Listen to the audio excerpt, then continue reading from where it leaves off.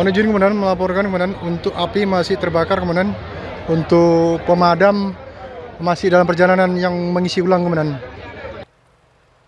Syederalun kebakaran rumah terjadi di kawasan Tumpuk Tengah, Kecamatan Banda Sakti, Luk Semawe pada Jumat 19 September 2025 sekitar pukul 18 waktu Indonesia bagian Barat, mengakibatkan 2 orang meninggal dunia dan 1 orang mengalami luka bakar.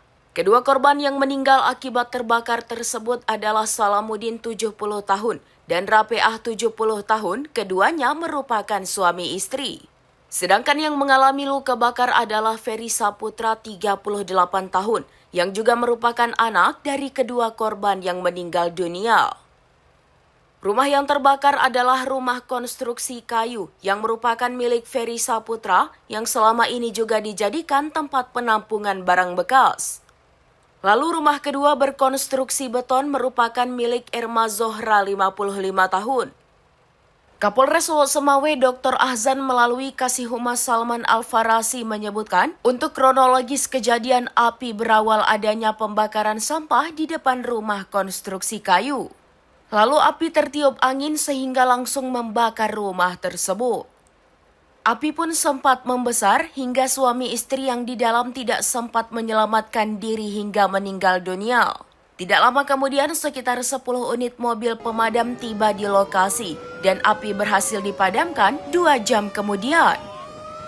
Sementara itu Ketua Tagana Luk Semawe Samsul Bahri menyebutkan bahwa dari 2 rumah yang terbakar dihuni oleh 5 kepala keluarga. Pihaknya akan mempersiapkan tenda darurat untuk ditempati sementara oleh para korban. Dari Luk Semawe, Saiful Bahri, SerambiNews.com.